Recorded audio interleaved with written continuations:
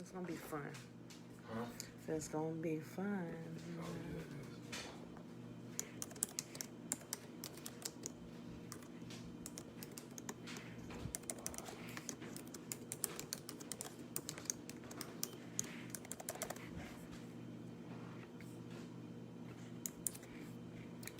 I'm bringing up YouTube, y'all.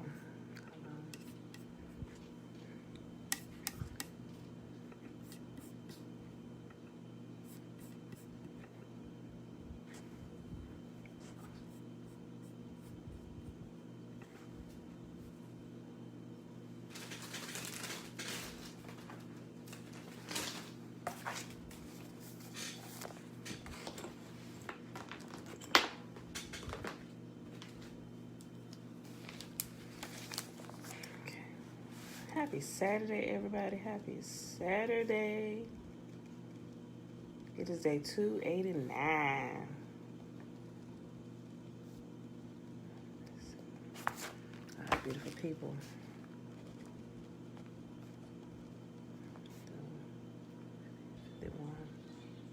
That was pretty long.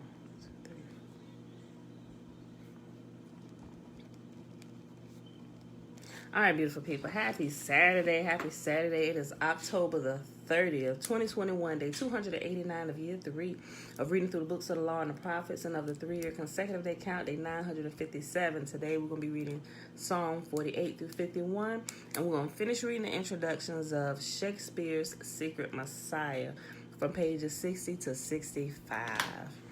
Let's go ahead and get this shimmer going so we can get this started and get into this.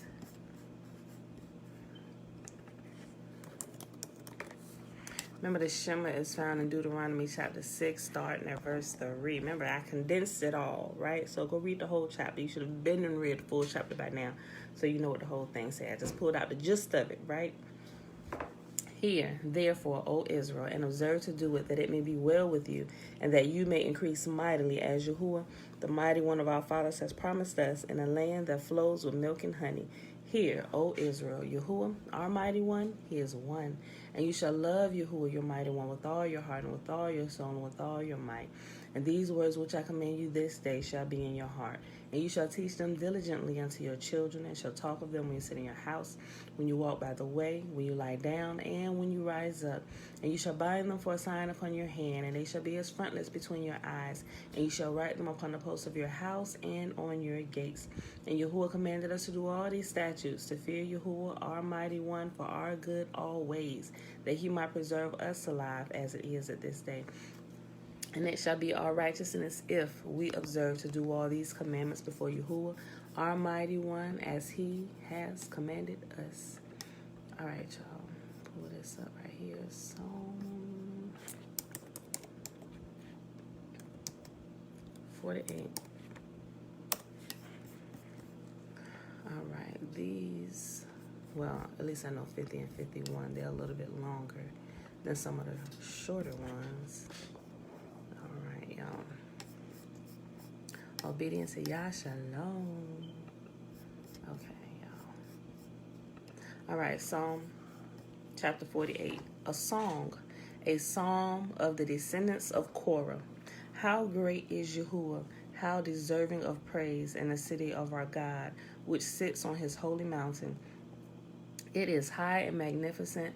The whole earth rejoices to see it. Mount Zion, the holy mountain, is the city of the great king. Yahuwah himself is in Jerusalem's towers, revealing himself as its defender. The kings of the earth joined forces and advanced against the city. But when it saw it, they were stunned. They were terrified and ran away. They were gripped with terror and writhed in pain like a woman in labor. You destroyed them like the mighty ships of Tarshish, shattered by a powerful east wind. We had heard of the city's glory, but now we have seen it ourselves, the city of Yahuwah, the God of heaven's armies. It is the city of our God. He will make it safe forever. O Yahuwah, we meditate on your unfailing love as we worship in your temple. As your name deserves, O Yah, you will be praised to the ends of the earth. Your strong right hand is filled with victory. Let the people on Mount Zion rejoice. Let all the towns of Judah be glad because of your justice. Go, inspect the city of Jerusalem. Walk around and count the many towers. Take note of the fortified walls and tour all the citadels, that you may describe them to future generations. For that is what Yahuwah is like. He is our God forever and ever, and he will guide us until we die. Psalm chapter 49. Which one is that for? Oh, it's showing.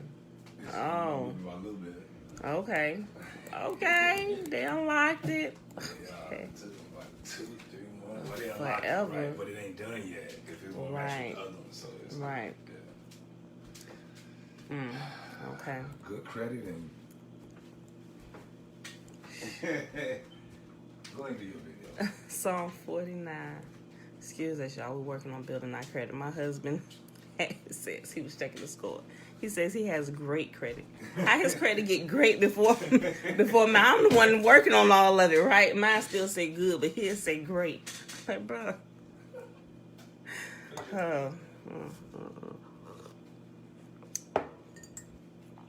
Psalm 49 for the choir director. A psalm of the descendants of Korah. Listen to all this, all you people. Pay attention to everyone in the world, high and low, rich and poor. Listen, for my words are wise, and my thoughts are filled with insight. I listened carefully to many proverbs and solved riddles with inspiration from a harp.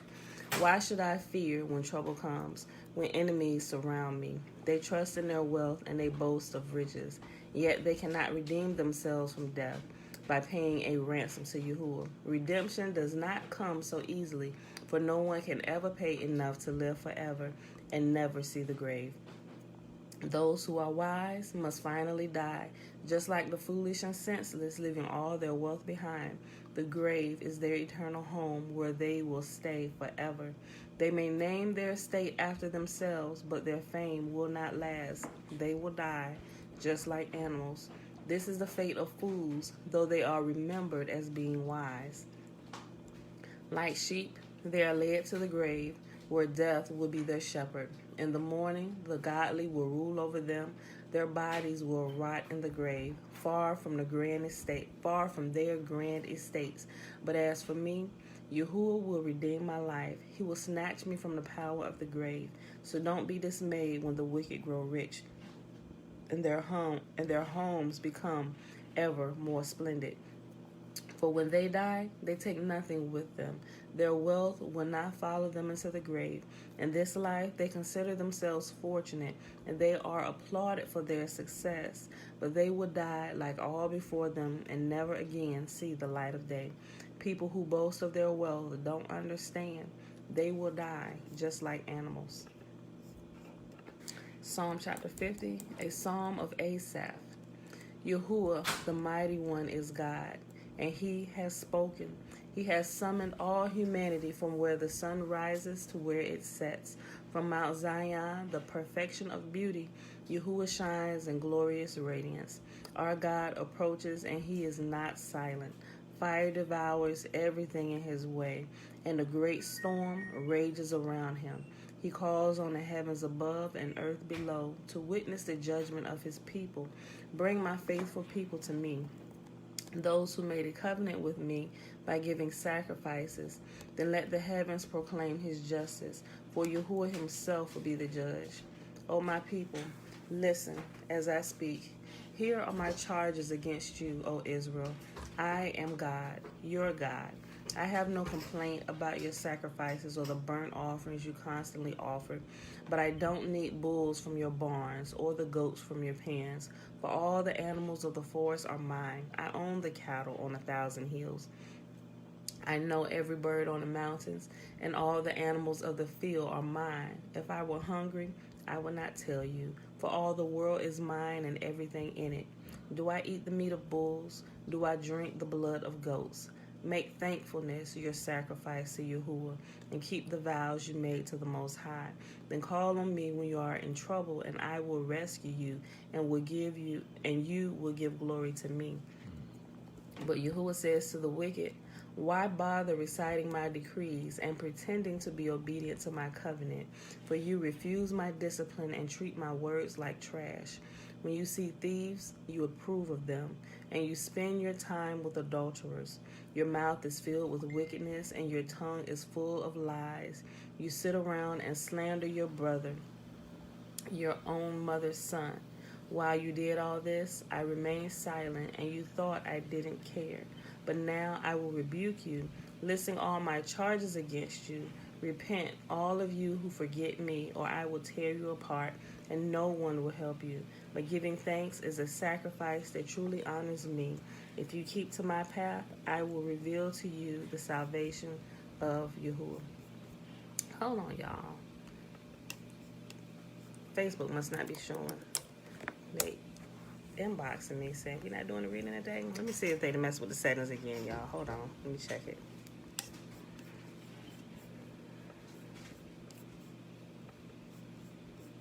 Let's see.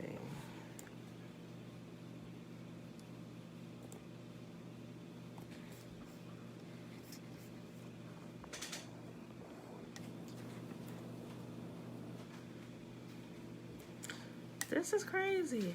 I don't know. They switch it to lock where only I can see. Hold on. This is weird. Why is it only me? That's crazy. I should have double checked it when nobody came in. Hold on. Yes. Hold on. Let me respond to her.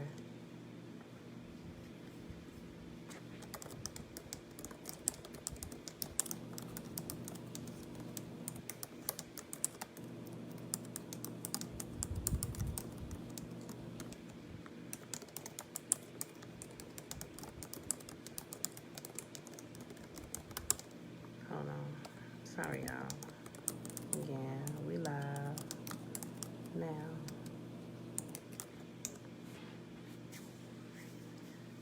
This, I don't know what happened, y'all. All right, so I'm gonna just keep on reading. Okay, somebody came in. All right, I'm sorry, Facebook. They messing. I don't know. I didn't change it. We are not changing our settings. But we noticed, at least these last couple times, I don't know.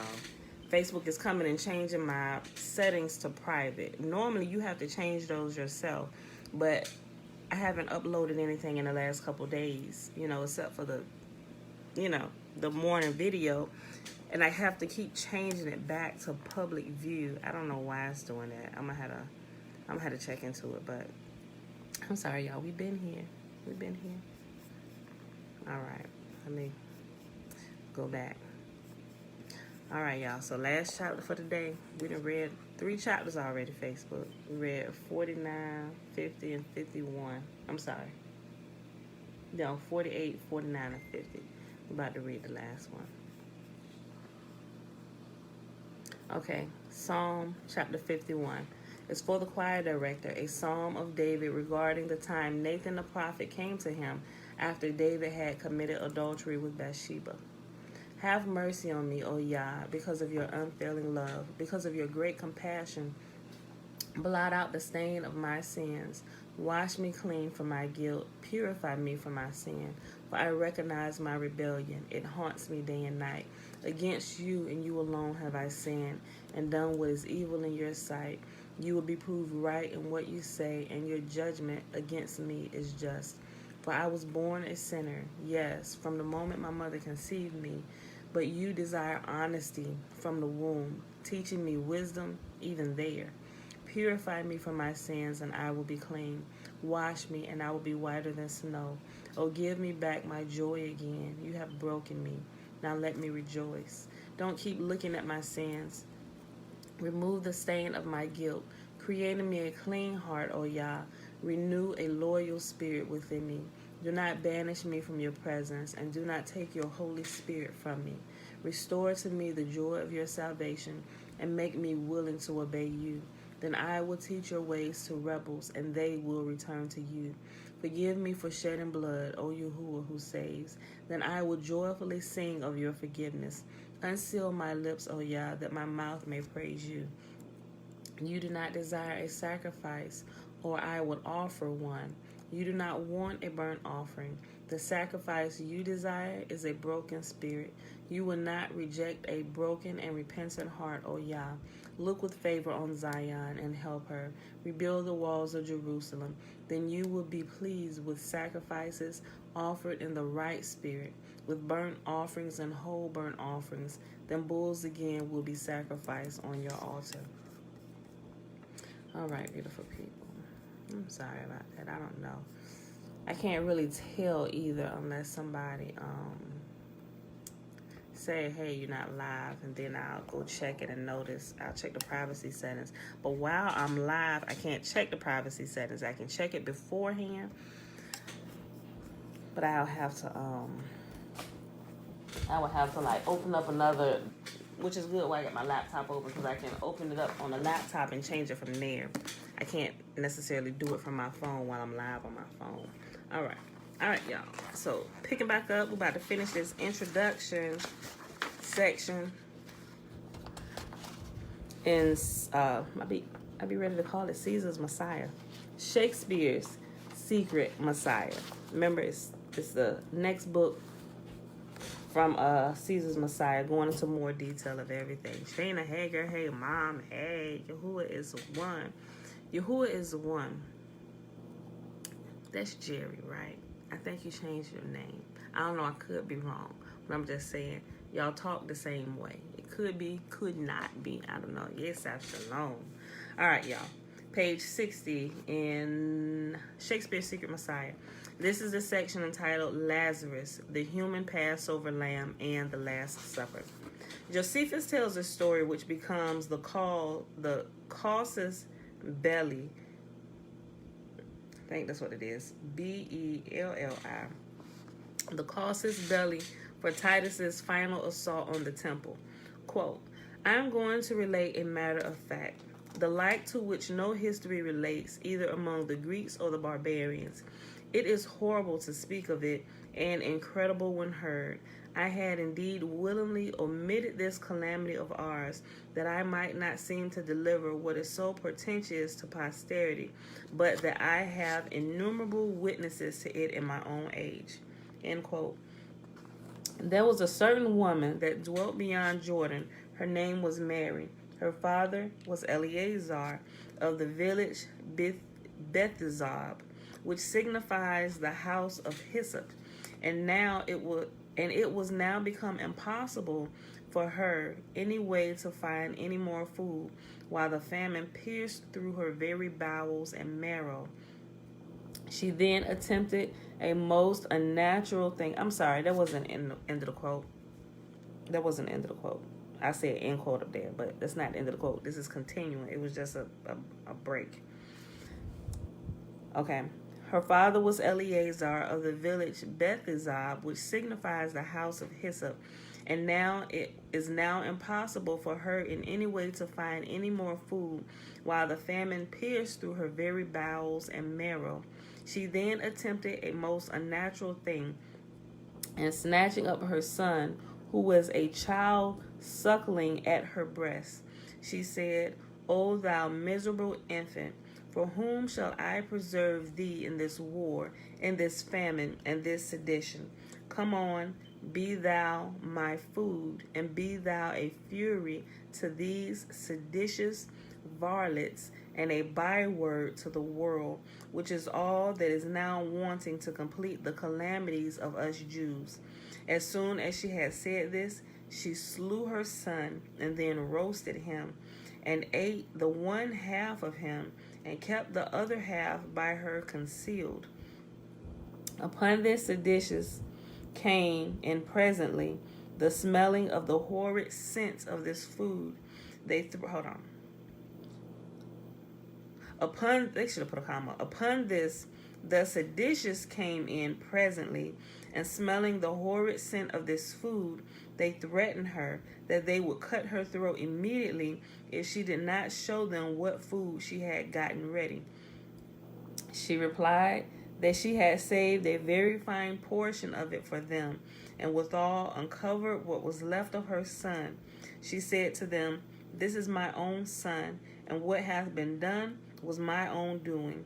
Come, eat of this food, for I have eaten of it myself. Every time I read this, y'all, I want to throw up. I just have to stop and take a breath, like imagining a mother killing her own baby and then cooking him and then eating him and then saving a portion to give. Okay. This is my own son, and what hath been done was mine own doing. Come, eat of this food, for I have eaten of it myself. Do not you pretend to be either more tender than a woman or more compassionate than a mother, but if you be so scrupulous and do abominate this my sacrifice, as I have eaten the one half, let the rest be reserved for me also. End quote. Wars of the Jews, 6.3, pages 199 to 211. Shayla, hey girl, hey. Josephus describes the incident as so portentous to posterity, but that I have innumerable witnesses to it in my own age. Why would this event be portentous to posterity? And how would Josephus have innumerable witnesses? With this introduction, Josephus seems to be signaling that this story represents an enigma to be solved. Although the event was reportedly discussed among many, there could be at most a few of the seditious who witnessed the cannibal Mary's display of half her son's carcass, and no witness at all to Mary's first speech or to the murder of the child. The timing of this incident at Passover, the reference to the house of hyssop, a plant used to mark Israelite houses at the time of Passover, and the statement that the child is roasted, lead us to the conclusion that the child is a human Passover sacrifice. Thus, Josephus's tale represents a grimly concrete actualization of the spiritualized ritual of the Christian Eucharist. The names of Mary and Eleazar also suggest a possible relationship to the New Testament. In Luke chapter 2, verses 34 through 35, Simon gives Mary a prophecy that a sword will pierce through your own soul, a prophecy apparently fulfilled by the famine, which pierced through her very heart and marrow. Mary's admonition to the varlets to come eat of this food is reminiscent of Christ's words at the Last Supper, and the mention of innumerable witnesses seems to be an echo of the multitudes who reportedly witnessed Jesus' resurrection, which indeed was a myth portentous to posterity. Mary describes the event as a myth for the world and a fury to the varlets that would complete the calamities of the Jews. Atwill further sees a pun on the words mythos or myth and mysos, an atrocity, and mesos, inspiring bitter hatred, in this case the bitter hatred by the Romans against the Jews. This again seems uncalibrated and inappropriate as a commentary on the plight of the starving Jews. But if it's talking about the anti-Semitic effects of the Christian myth against the Jews, it is tremendously perceptive, if not present. Atwill noted another odd parallel between the Josephus passage and the New Testament. Luke chapter 10, verses 38 through 42, and John chapter 12, verses 2 through 3, both describe a dinner at which Mary and Jesus are present and Martha is serving. If we assume that the two passages are both describing the same dinner, they may be taken together as follows. Quote, 6 days before the Passover, Jesus came to Bethany, where Lazarus was, whom Jesus had raised from the dead. There they made him a supper. Martha served, and Lazarus was one of those at the table with him. John 12, 2 through 3. But Martha was distracted with much serving, and she went to him and said, Lord, do you not care that my sister has left me to serve alone? Tell her to Tell her then to help me. But the Lord answered her, Martha, Martha, you are anxious and troubled about many things. One thing is needful. Mary has chosen the good portion, which shall not be taken away from her. And that's Luke chapter 10, verses 40 through 42. In this periscope, Lazarus has just recently been raised from the dead. However, he's been dead for 4 days, which is one day later than his soul. However, he's been dead for 4 days, which is one day later than his soul would have departed from his body, according to Jewish lore. So unless one is inclined to believe in very unlikely miracles from either a Gentile or Jewish perspective, Lazarus is nothing but a dead body. We also meet Mary, who is served a meal of good portion, which shall not be taken away from her. This, of course, is exactly the same portion that cannibal Mary has saved for herself of the child. And if Lazarus is dead, they made him a supper, is an invitation to draw the conclusion that a macabre double entendre was intended. Okay. And if Lazarus is dead, they made him a supper, is an invitation to draw the conclusion that a macabre double entendre was intended. Thus, to summarize, in Josephus, Mary is eating her child in the New Testament periscope.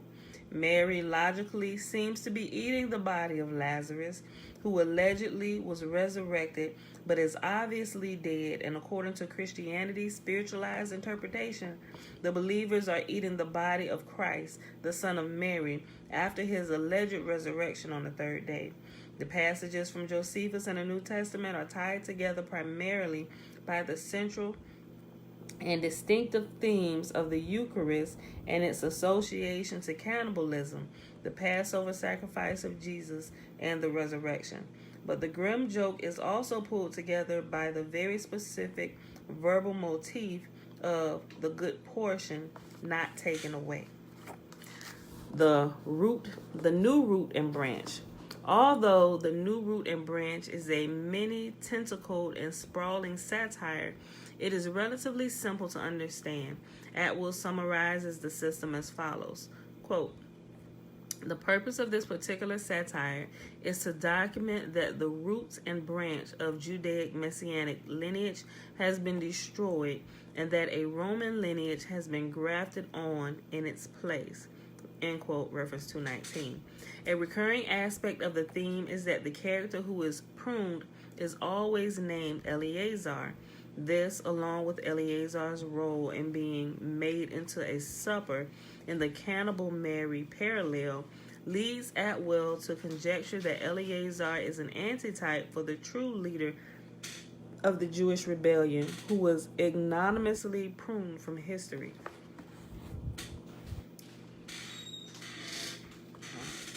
The reader is encouraged to refer to Caesar's Messiah for further information about this theme, which is repeatedly employed by Shakespeare, as Atwill demonstrates in this volume. I'll read that again. Robert William, shalom, shalom. The reader is encouraged to refer to Caesar's Messiah for further information about this theme, which is repeatedly employed by Shakespeare, as Atwill demonstrates in this volume. Next section. Is Atwill guilty of parallelomania? Parallelomania. Parallelomania. That's what that says. Parallelomania. Yeah. Is Atwill guilty of parallelomania? Perhaps the most common objective to Joseph Atwill's work in Caesar's Messiah is that his premises are based on what is called parallelomania. Samuel Sandmel, Journal of Biblical Literature, chapter 81, pages 1 through 13, the 1962 edition, defined this error as follows. Quote, we might, for our purposes, define parallelomania as the extravagance among scholars which first overdoes the supposed similarity in passages and then proceeds to describe a source of derivation as if implying literary connection flowing in an inevitably or predetermined direction. The key word in my essay is extravagance. I am not denying that literary parallels and I am not denying that literary parallels and literary influence in the form of source and derivation exist. I am not seeking to discourage the study of these parallels. Detailed study is the criterion, and the detailed study ought to respect the context but not be limited to juxtaposing mere excerpts. End quote. In his writing in Caesar's Messiah, Atwill was not primarily concerned with mounting a scholarly defense against these concerns. Instead, he was simply writing down the parallels as he encountered them in the text and exploring the implications of his particular interpretation. The same is true of this volume. It is mostly expository rather than analytical and comprehensive. Nevertheless, his study is certainly detailed, the parallels are certainly extensive, and Atwill paints a compelling historical context. In Caesar's Messiah, Atwill made an argument that the Gospels were all written together based on his solution of a puzzle embedded in the various Gospel accounts of the apostles in the empty tomb looking for Jesus. My view is that as a mathematical argument, this can be largely defeated based on the assumption that the author of the Gospel of John had access to the other three Gospels when he wrote his own version. Similarly, early editions of Caesar's Messiah included a statistical argument based on the sequential aspect of the parallels between Luke and Josephus, an argument that dismissed legitimate questions about the strength of the parallels, the possibility of common sources, the directionality of the parallels, and the effect of multiple comparisons. Frustrated by criticisms, Atwill produced the Flavian signature edition of Caesar's Messiah, 2011, and provided many more parallels in the sequence relating to Josephus' Jewish wars to the Gospel of Luke. However, this was arguably going in precisely the wrong direction to satisfy the critics, because the new parallels were, in general, not as convincing as the ones he had already identified. In the process of arguing from these new parallels, Atwill appeared to be violating Sandelmel's caution against overdoing the supposed similarity in passages. Rather than relying on a simple combinatorial analysis of Atwill's parallels, I would suggest that a more viable approach is to start by considering those parallels which have already been widely recognized. Atwill's interpretive framework is far more powerful than any other framework in terms of explaining all aspects of these ancient literary devices, especially the ironic, enigmatic, and humorous aspects. Once this is agreed to, the more obscure parallels in the Flavian signature can only add to Atwill's case, especially considering that most of these parallels are highly interpretable with the Flavian origins framework. It is certainly possible, as Atwill suggests, that the Romans themselves were well aware that the creation of a long sequence of literary parallels represents an indisputable statistical and combinatorial signature that the parallels were intentionally planted. If modern mathematical and experimental approaches to textual analysis can overcome critical objections based on multiple comparisons, considerations, and source criticism, then this combinatorial approach has the potential to provide an academically ironclad proof of the Caesar's Messiah thesis. The entire set of 46 parallels in the Flavian signature is presented in Caesar's Messiah, which, of course, reader The readers are encouraged to read and reach their own conclusions. The critics have certainly not met the burden of proof showing that there are any alternative source analysis or interpretations that could compete with Atwill's, or that these parallels are not compelling, or that his work fails to meet Sandmel's criteria of standing up to detailed analysis. However, fulfillment of any demand for a comprehensive, even Bayesian analysis of the relative probabilities of the Flavian origins hypothesis as compared to its competitors will need to await the attention of a better, or at least braver, mathematician. Meanwhile, it is my view that many of Atwill's critics are far more avid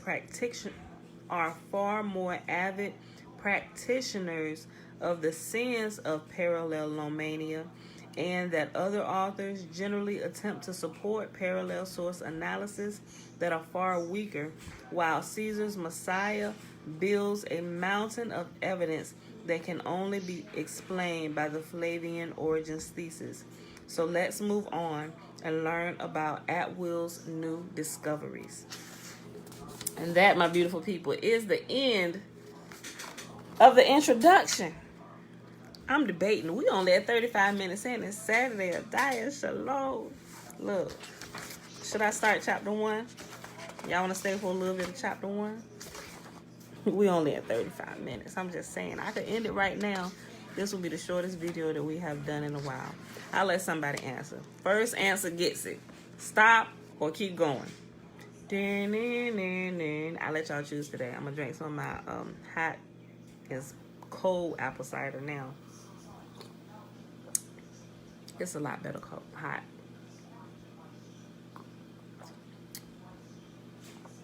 Nobody answering? Y'all want to hear some of chapter 1 today? Or wait till tomorrow?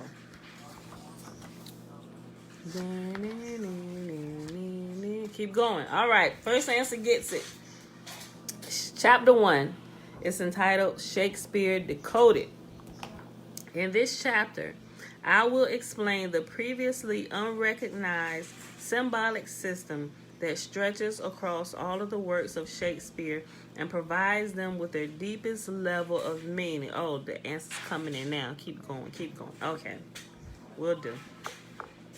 I will argue that the entire Shakespearean corpus was written solely to provide a vehicle for this symbolic system. This understanding also reveals the true author of the Shakespearean literature. Y'all gotta pay attention too. I kind of skipped ahead a little bit and found I'm like, boy, Atwill and his detailed analysis and his attention to detail and ability to pull out stuff. I'm like, oh snap! Y'all thought Caesar's Messiah would rock the world, yo. Let me keep reading. I'm not going to give it away. Listen, okay. Yo, it just brought so many things into perspective, but I'm trying not to get ahead of myself. I'm super excited about this. Okay, let me go back. Let me just start this little paragraph over. Shakespeare Decoded. In this chapter, I will explain the previously unrecognized symbolic system that stretches across all of the works of Shakespeare and provides them with their deepest level of meaning. I will argue that the entire Shakespearean corpus was written solely to provide a vehicle for this symbolic system. This understanding also reveals the true author of the Shakespearean literature.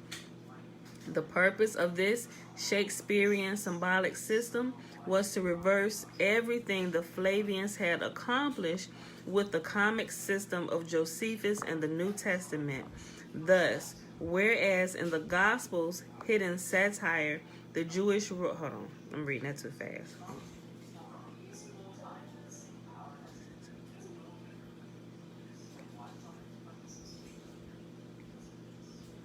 Okay. Thus, whereas in the Gospels, hidden satire, the Jewish royal family was ridiculed for having cannibalized themselves in the Shakespearean system, the Gentile royal family is ridiculed for having done so. And since the Gospels inserted a Roman into the Jews' royal lineage, in her literature, Jews would be inserted into the Gentiles' nobility. And just as Titus had fooled the Jews into worshiping Jesus, so Shakespeare would fool Gentiles into worshiping Shakespeare. They just kind of gave it away. I don't know if y'all just paid attention to what I said, but he kind of gave it away in this last. I'm going to read it again. I ain't going to point it out. I'm going to just read it like I just read and see if you, because it kind of gives away who the author is of Shakespeare. Y'all probably didn't catch it, but I'm going to read it again just for those who might have. The rabbit hole is sick, Adiah. Yo, look. I'm going to go back a sentence before this sentence that gives it away. And I'm going to tell y'all to pay attention when I get to the sentence y'all should be paying attention to. Okay. Let me just go back to. The purpose of this Shakespearean symbolic system was to reverse everything the Flavians had accomplished with the comic system of Josephus and the New Testament. Thus, whereas in the Gospels' hidden satire, the Jewish royal family was ridiculed for having cannibalized themselves, in the Shakespearean system, the Gentile royal family is ridiculed for having done so. Pay attention. And since the Gospels inserted a Roman into the Jews' royal lineage, in her literature, Jews would be inserted into the Gentiles' nobility. It was in that last sentence, and I'm going to keep going. And just as Titus had fooled the Jews into worshiping Jesus, so Shakespeare would fool the Gentiles into worshiping Shakespeare. This interpretive framework provides an explanation for many heretofore incomprehensible features of the plays. The reversal is the next section. There is a whole category of passages in Shakespeare's plays that are classified as puzzles by scholars because they have been unable to decode their meaning. Did y'all go back and watch Hamlet or any of Shakespeare's plays like Romeo and Juliet yet? If you haven't, if you get a chance, before we start getting into it, if you're not familiar with it, I don't really care which version you watch. I'll post it. Did I post? I looked it up. I gotta go back and check and see it because I looked it up and then I got sidetracked. I need to double check and see if I posted it because I make the whole little thing. But I'll post it here today. A couple different ones you should probably look at. If you have never looked at any of Shakespeare's plays, I would recommend at least just go get familiar with it so you can kind of stay on track while he's pulling some of this stuff out, while he links it to the Flavians and the New Testament and all the foolery that's been happening. I'm telling you. Okay. All right. Look. I'll read this over. There is a whole category of passages in Shakespeare's plays that are classified as puzzles by scholars because they have been unable to decode their meaning. A good example of this is the analysis of Julius Caesar by Steve Sommer. He has been able to identify detailed uses of the New Testament in the characterization of Caesar, Antony, and Cassius, as well as parodies of church services and hymns, but he could not provide an explanation as to why the playwright would embody these parodies of Christian imagery in a play about a Roman emperor. Another example is the work by Alice Lyle Scophos on Falstaff, showing that the character appears to be a satire of Jesus, but again, she could not explain why the playwright had created such a representation. And that's reference 32. I missed saying a couple of references, but that's reference 32. Many critics have simply avoided commenting on passages for which they cannot offer an explanation. This is a poor methodology, and few scholars have been as honest as Sommer and Scophos in admitting that they are not able to understand much of the underlying symbolism of the plays. Ooh, ain't it? Adiah said crazy. This is some serious deception and witchcraft. Y'all ain't even got to the half of this yet. Y'all don't even know the half of this yet. Yo, just keep listening.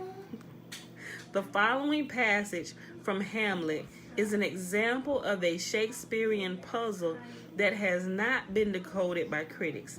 In the passage, Hamlet is said to have read a book that describes people with weak hams, H-A-M-S, weak like, oh, I feel weak hams, and most strangely having eyes purging thick amber and plum tree gum.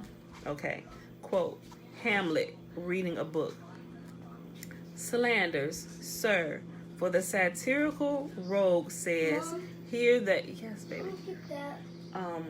Get the chair and get it, Pooh. Get the chair. Just be careful. Go ahead. Okay, grab it. I'm sorry.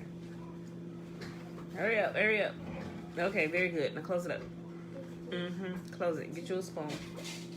Close it up. Okay. Slanders. Sir, for the satirical rogue says here that old men have gray beards, that their faces are wrinkled, their eyes purging thick amber and plum tree gum, and that they have a plentiful lack of wit, together with most weak hams, all which, sir, though I powerfully and potently believe, yet I hold it not honesty to have it thus set down. For yourself, sir, should be old as I am, if like a crab you could go backward. Now, that sounds like a bunch of blah, blah, blah. What? This is how they wrote but I'll read it again, right? Okay. He about to explain it, but I'm going to read it again. Slanders. Sir, for the satirical rogue says here that old men have gray beards, that their faces are wrinkled, their eyes purging thick amber and plum tree gum, and that they have If I buy a huge tub of ice cream, doesn't that normally mean that the ice cream is for everybody that lives in a house? No. No, it's for my birthday. Well, your birthday is coming up, but I didn't necessarily get it for your birthday. Your birthday is still a few days away, so that's before your birthday anytime. But you're not getting it right now. Move. I'm trying to read this. Move. Bye. Their eyes purging thick amber and plum tree gum, and that they have a plentiful lack of wit, together with most weak hams, all which, sir, though I most powerfully and potently believe, yet I hold it not honesty to have it thus set down. For yourself, sir, should be old as I am, if like a crab you could go backward. Guys, out. And that's volume 2 of Hamlet 2 and 14 through 22. Remarkably, the passage has drawn little attention from critics, even though it is Hamlet's reading of the unnamed book that precipitates his madness. Perhaps this lack of interest is because the passage contains so many questions that critics cannot answer. What was the book that Hamlet read, and who was the satirical rogue that wrote it? Who were the people described as having weak hams and a lack of wit? And why did the author characterize them like that? Why was it not honest to have set it down thus if Hamlet potently believes what was written was true? Moreover, why did Hamlet have such a profound reaction to the information he received from the book? The thesis presented in this work answers all these questions concerning the passage. In fact, it can explain virtually every passage in the Shakespearean literature because they were all created within the symbolic framework that the thesis identifies. In some ways, the findings of this work are related to pre-existing scholarship. There is already a specialist literature on the over 2,000 biblical allusions in the works of Shakespeare. Writers like Stephen Marks have attempted to explain the organizing principles that underlie the religious references in the plays. Reference 33. There have also been a few scholars who have wondered if some interaction with a Jew might have influenced Shakespeare to write The Merchant of Venus, and identifying Christ's parallels in the plays is certainly not new. In fact, as Richard Levin has observed, almost every play has critics who have identified a possible Christ figure, sometimes several. That's reference 34. G. Wilson Knight has argued that the unique act of Christ's sacrifice was central to all the tragedies. Reference 35. He assumed that Shakespeare was writing to support the conventional Christology of the Church of England by providing a representation of the events in the Gospels, but he could not explain findings like those of Sommer, who demonstrated that the Christian images in Julius Caesar are hostile satires of the Gospels rather than straightforward allegory. Virtually all critics have assumed that a Christian wrote the plays of Shakespeare. Virtually all critics have assumed that a Christian wrote the plays of Shakespeare, even though this premise has not led to any clear understanding of their underlying symbolic structures. This is the same situation that scholars face when trying to understand the Gospels. The Gospels are generally seen as a sincere description of the ministry of a Jewish teacher written by his followers, but this approach leaves many mysteries unsolved. However, the enigmatic aspects are transparently resolved once the New Testament is recognized as the product of the intellectual circle that surrounded Titus Flavius. So it has been with the works of Shakespeare. Though scholars have tried at length to fathom the many seemingly incoherent passages within the literature, their time would have been better spent simply trying to learn more about the author. As soon as Shakespeare is recognized as a Jew, the meaning of many of the passages becomes visible. Where we at? 51 minutes? Okay. We might get to read these next two sections. Okay. The symbolic level in Shakespeare. That's the title of this next section. The preface to Shakespeare's first folio states that the plays were written more to be studied than performed, thus acknowledging that, unlike most plays, their deeper meaning could only be understood by an alert reader. At the pace that the plays lines are spoken during a performance, it is sometimes difficult to analyze their subtext, even if one understands the symbolic framework that they were created within. The hidden level of Shakespeare is, in one sense, typical of the literary style of that era. Elizabethan playwrights had, as Pensis wrote, quote, developed strategies of indirection and allusion, of ambiguity and suggesting, of hinting through seemingly trivial facts to accomplish what Martin Butler called signaling according to cautious codes. By using such signals, a playwright might hope to stay out of trouble, for these were the ways that he could imply meaning, enabling him to express himself on subjects that, though forbidden, were of intense concern. End quote. And that's reference 36, and you'll find that in the back.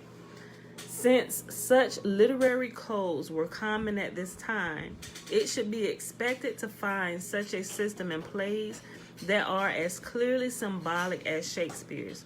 Virtually all scholars agree that King Lear has multiple subtexts, for example, though they cannot agree as to what they mean. One critic claimed that the play is a description of King James' plans for the British Union. Others have seen it to be as a comment on Jesus' passion and death.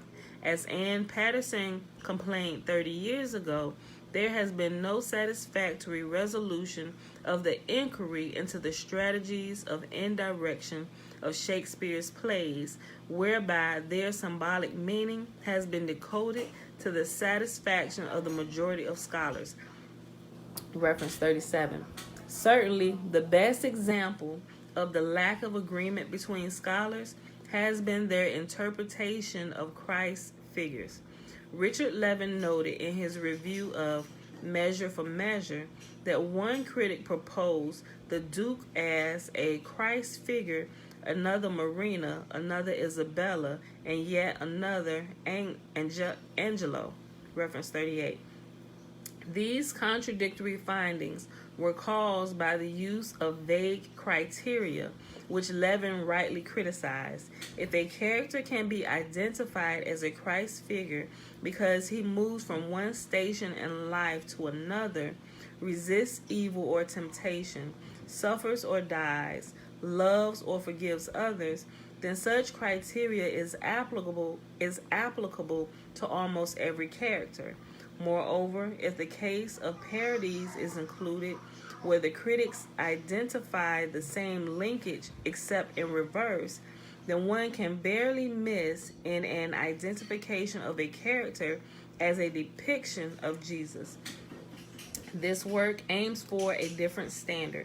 It seeks to demonstrate that the Shakespearean corpus was created as an allegorical counterattack of the satire in the New Testament, and that the master list of the components of the Flavian comic system below is the basis for the entire symbolic level of Shakespeare. Shalom, Josiah. All right, the Flavian comic system, and it's given this list of 1, 2, 3, 7, 8, 9 bullet points. Okay. The Flavian comic system. The first bullet point is the cutting off of the Jewish Messiah's limbs. The next one is the uprooting of the messianic root. The next one, the grafting of a Roman onto the Jewish lineage. The next one, the switching of Titus for the Jewish Messiah. The next one, the cannibalism of itself by the Jewish royal family. The next one, the Decius Mundus puzzle, Paulina seduced by Mundus, though he is no god. The next one, the raping and muting of Judea. The next one, the false chronology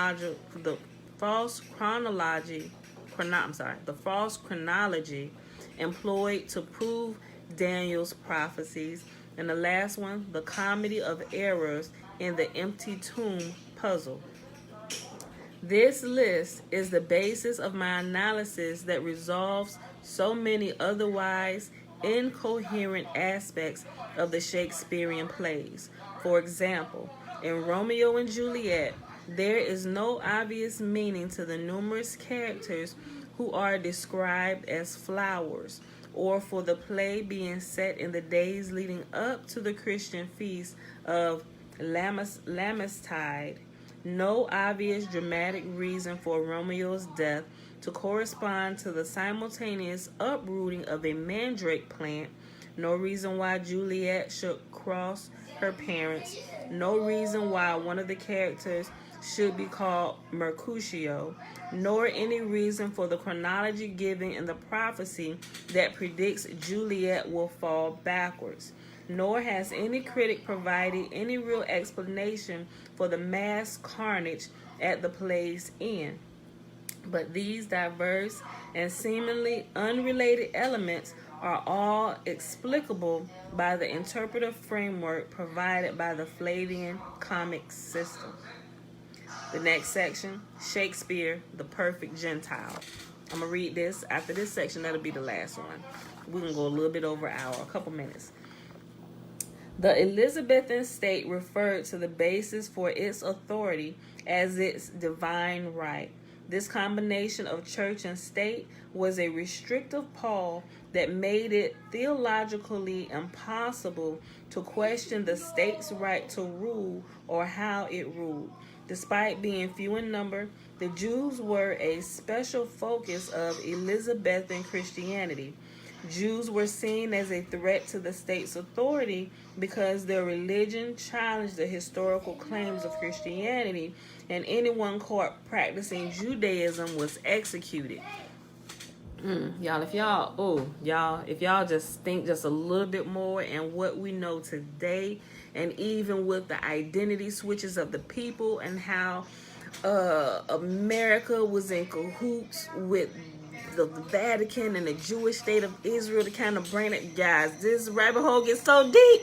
Yo, look, this rabbit hole gets so deep. Look. Okay, listen. During this era in Britain, it was therefore necessary for Jews to pretend to have converted to Christianity and to perform Christian rituals such as the taking of communion.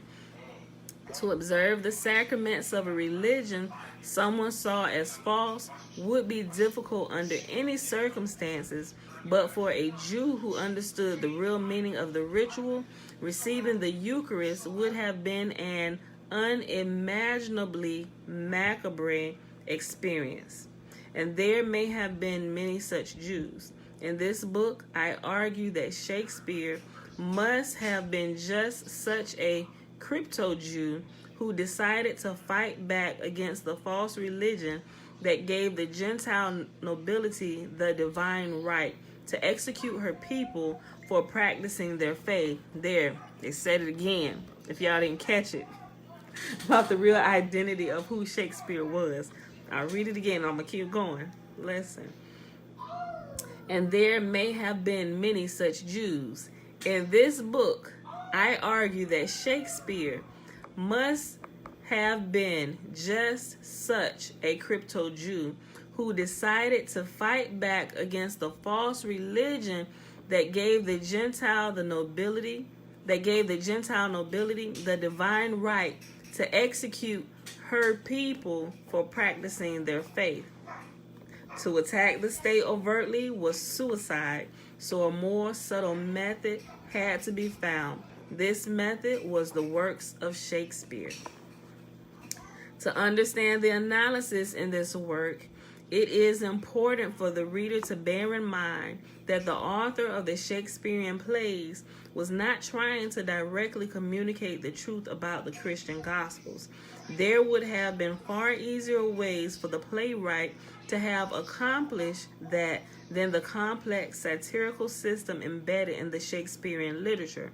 On the contrary, it was crucially important for the author to maintain a level of plausible deniability to prevent government censorship or other repercussions, while also presenting an enormously entertaining and ingenious surface-level narration that would keep audiences entranced. I believe that the unmistakable presence of a profound and unsolved mystery also lends to the unique appeal of the Shakespearean literature and the enduring loyalty of Shakespeare's many fans. An ancient Latin proverb holds that a word to the wise is sufficient, and the author can testify that the Flavian Shakespearean comic system becomes much more transparent with familiarity. That's why I told y'all might, if you're not familiar with some of the plays from Shakespeare, you should probably go watch them. I'm not saying you have to, but you will understand a lot more. And as he begins to break down some of these things and pull some of these things out, right? He said it becomes easier to understand with familiarity. Just like with the scripture I was explaining the other day. When you're familiar with it, you can begin to put things together because you're able to put pieces of the puzzle together. And that's how things began to kind of click for me, because I had been reading the Old Testament so much. It caused questions to come up. In the first half of my life, all I ever read was the New Testament. So as I began to get more familiar with the entire book, not just the New Testament, because I can pretty much almost recite it verbatim, right? But the Old Testament, not so much until I began to read it over and over and over again, right? Familiarity helps you to put pieces of the puzzle together, right? Okay, listen. An ancient Latin proverb holds that a word to the wise is sufficient, and the author can testify that the Flavian Shakespearean comic system becomes much more transparent with familiarity. It is therefore likely that those in the author's inner circle would have come away from the theater with a degree of understanding and delight that far surpassed their Gentile compatriots. However, listen, I'm about to say it again. Listen. Well, at least over here, I'm not sure about any other place, but at least over here in America, when we think Shakespeare, the way Shakespeare is presented to us and how we read about it, we already have this picture in mind. And even the picture that they put up of Shakespeare, we have this picture in mind when we hear Shakespeare, right? Listen, Adia, you on to it. Look, listen. However, let me go back.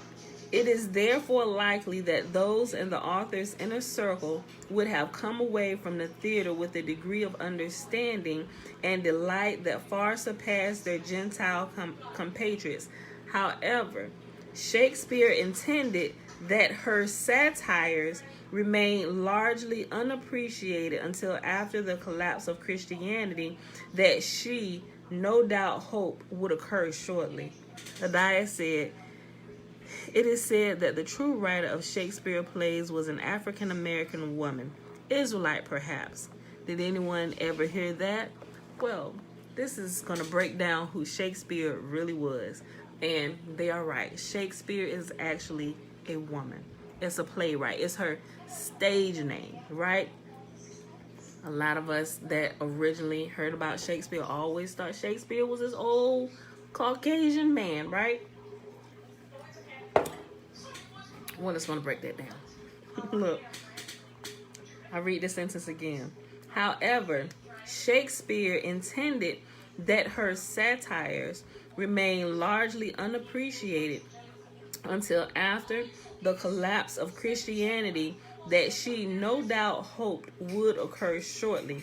In this way, she could deliver the same blow to the Gentiles that Titus intended for the Jews. Though often interpreted as an effort to elevate humanity, at their deepest level, the works of Shakespeare were intended to inflict the same sense of humiliation on the uncomprehending Gentiles that Titus intended for the Jews. As was mentioned in the introduction, it is also important to note that it is not necessary to accept the analysis presented in Caesar's Messiah in order to agree with the thesis of this work.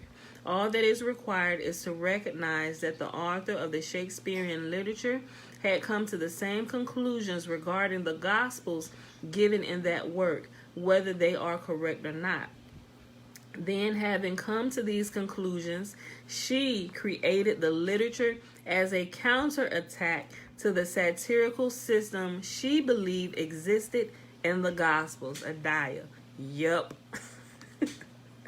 The starting point for her Shakespearean project was a play satirizing Titus's invention of Christianity entitled Titus Andronicus. She designed the play so that its satirical level would be invisible until Titus was understood to have been Jesus, at which point its real meaning would become clear. She did not, of course, give her name as the play's author, choosing instead to use a witty nom de plume. As a Jew and a woman claiming authorship would have been problematic in any case, but she had another reason for her pen name. Oh, this is so good! Though a Gentile actor may have been the inspiration for her nom de plume, the original spelling of his last name was not Shakespeare. The actor's real name was more likely spelled the way it was recorded on his marriage license to Anne Hathaway, William Shakespeare, Shagspere. The playwright was clever with words and saw that by modifying the spelling of Shakespeare to Shakespeare, she would create a declaration of Jewish defiance. With the name of her perfect Gentile, she notified posterity that the Jews had not been destroyed by Titus by his false Judaism, but would keep on fighting. Will Shakespeare. This is why the first folio, William Shakespeare, was abbreviated and hyphenated to Will Shakespeare, so as to show posterity more clearly the name's satirical meaning. To the actor Shakespeare, the change in the spelling of his name would have been of little concern because, like the vast majority of people from Stratford, he was completely illiterate. For his complicity in the plot, Shakespeare was apparently paid part of the play's royalties, which enabled him to become a landowner in Stratford. The other reason for her nom de plume was simply to create the impression the plays were the work of a Gentile. This was part of her plan to create a mirror image of the Gospels. The Gospels appeared to be written by Jews, but were actually written by Roman intellectuals ridiculing Jews. She therefore wished to create the impression that the plays were the words of a Gentile, although they were actually those of a Jewish intellectual ridiculing Gentiles. In this way, she applied the Hebrew dictum of an eye for an eye, or in her words, measure for measure. All right, y'all. And that is where we're going to end our reading for today. Y'all, this is getting good. This is just the first chapter. Yo, we just found out that Shakespeare was really a woman. You look, it sound like it's a doggone General Hospital. Yo, that's what it seemed like. Let me cut my stories on today. Let me get caught up. Be quiet. Y'all used to watch the stories. That's what we called them. You grew up with the stories. You black, you grew up with doggone stories. It wasn't stories. Oh. It was One Life to Live. Uh-huh. No, it was General Hospital. Then it was One Life to Live. In that order. General Hospital was my jank. It was mine too. Doggone it. Listen here, I got hooked on that crap. I'm telling you, man, it's a curse, man. It's really a curse, yo. Look, this is getting good like this. Hold on. I had to put the wrong page number because I thought we went all the way to page 75. All right, y'all. If y'all don't have the book, you don't have to get it. I ain't getting paid for it, but I'm just saying it's a good reference to have, especially if you already have Caesar's Messiah. You got to have them both together because they do the full picture of the satire, the gospel, and everything. Shakespeare is taught in the schools in Ghana, the dumbed down effect. Yeah. Trina said the young and the restless. Yeah, I used to watch the young and the restless. You know what it is, Trina. If you black, you grew up with that, Jack. Yes, you did. Mom, Yes, you baby. better. they didn't let me watch something. Okay. And then you better not Cheers. had turned the TV. We had the doggone flow. What is it? The flow model. The flow model. You had to turn like tick. Did y'all have pliers on y'all's? Nah, you remember back in the day they came after we went from the flow model to turn it. Mm-hmm. You went digital. You remember you used to have a box up top? Right. You had to brrr, you know what I mean? You go to doggone channel 12, brrr, you go, quit turning that TV so fast.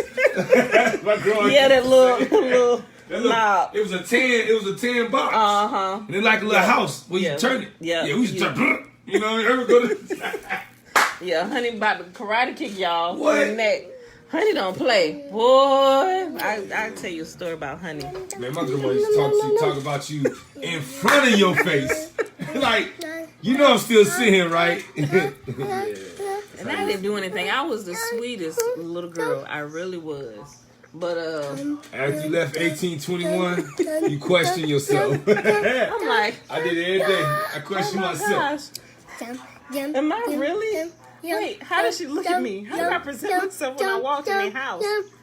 Hey, Tootie, stop. Go get some Carmex, girl. Go get that Carmex. Put on your lips.